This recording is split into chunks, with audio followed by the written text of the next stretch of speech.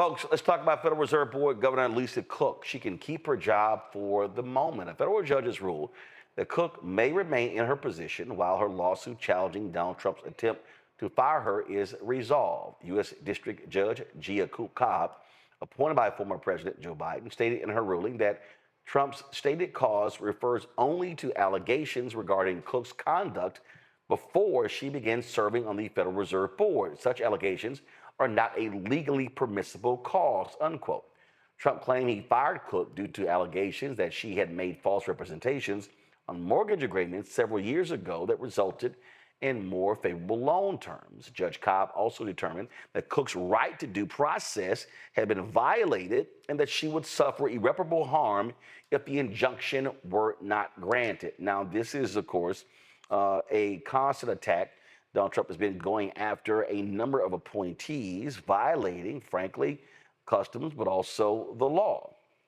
This right here is really idiotic because that's all this is, Rebecca, is an allegation. It hasn't been proven. And so this idea that, as the judge said, you're going to bounce someone from the Federal Reserve for failing to do their job when nothing's been proven, that's crazy. It absolutely is crazy, but this also goes back to removing all of the fail safes and the brakes from making sure that our economy, our dollar, what our interest rates look like. It all plays together. What's really disturbing is as we're seeing all these machinations happen. We know that the current chairman of the Fed is unlikely to be reappointed next year when his term is up. But at the same time, we're seeing the Trump family raise billions of dollars, add billions of dollars to their wealth through crypto and other forms. So it goes back into what we were talking about earlier, is that we're seeing that the American economy is tanked, but we're also seeing that there are certain people who are benefiting. And the number one folks who are benefiting right now is Trump and his particular cronies. Tyler? Yeah, I will also say she even brings a lens of economic policy that I think the system needs because it often ignores the economic impact against Black workers and Black families. And I think blocking her uh, firing is a victory, for economic the fight for economic freedom. But I'll also say like the fight continues, and we must continue to fight for folks Governor Cook and all the Black women in power who often go erased or try to get erased. And I think as I said, it's a win for us, but it's not the we have to continue to fight for it.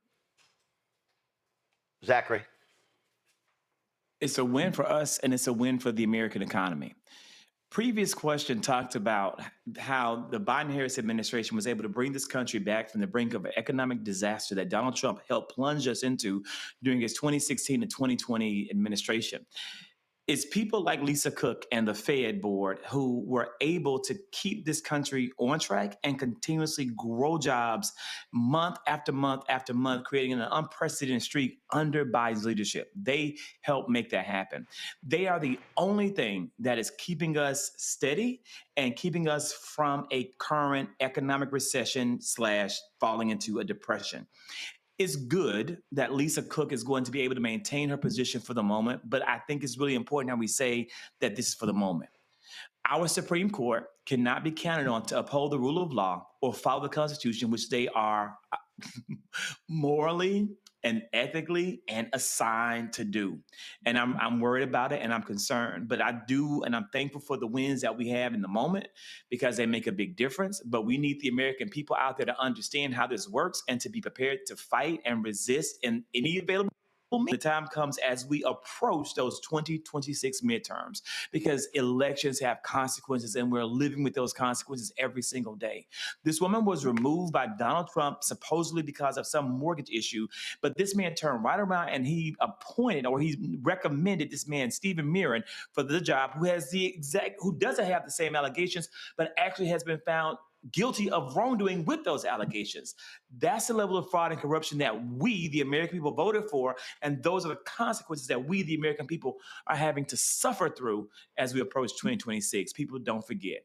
Elections have consequences. Support the work that we do. Join our Bring the Funk fan club. I keep telling y'all, and I'm telling you, y'all have no idea in the moment that we're in why Black-owned media is so critically important. Your support absolutely matters. If you want to give me a cash app, use the Stripe QR code. You see it right here on the screen. The goal is to raise $1 million between now and December 31st. If 20,000 of our fans contribute on average $50 each, we'll get there. We've already gotten, folks, $150,000 since last week. So the goal is raise another $850. PayPal, R Martin Unfiltered, Venmo, RM Unfiltered, Zelle, Roland at RolandSMartin.com, Roland at RolandMartinUnfiltered.com. Checks and money order make payable to Roland Martin Unfiltered, P.O. Box 57196, Washington, D.C. 2003 7-0196. Of course, you also want to support us by downloading the Black Star Network app, Apple phone, Android phone, Apple TV, Android TV, Roku, Amazon Fire TV, Xbox One, Samsung Smart TV. If you want to get our Black Star Network gear, go to shopblackstarnetwork.com.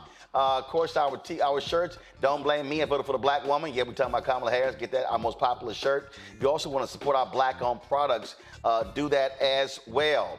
And go to shopblackstarnetwork.com. And download the app. First of all, get my book, White Fear: How the Browning of America is Making White Folks Lose Their Minds. Available at bookstores nationwide. Get the audio version on Audible. And, of course, support the app Fanbase by downloading the app. And then, of course, if you want to invest in the Series A raise, go to startengine.com/fanbase. Hello, I'm Isaac Hayes III, founder and CEO of Fanbase, and I'm here with a very important message. We are at a turning point in the Black community where we must have equity in the apps we use that scale to billions of dollars. But this time, we own the infrastructure, we own the culture, and we shape the future. And Fanbase is the future. Fanbase combines the free functionality of Instagram, TikTok, and YouTube into an all-in-one platform built for the evolution of social media and monetization. With over 1.4 million users, that's real proof that we are shifting the conversation of tech ownership and equity for creators. So right now, I want you to go to startengine.com/fanbase and invest today. The minimum to invest is $399. That gets you 60 shares of stock in Fanbase at $665 a share. This marks a turning point in Black ownership of social media. If we don't take this opportunity to own social media right now, we will always be customers to our own creations. And that can't go on. So once again, go to startengine.com/fanbase and invest today. We must own the platforms where our voices live, our stories matter, and where our culture drives the world. Thank you.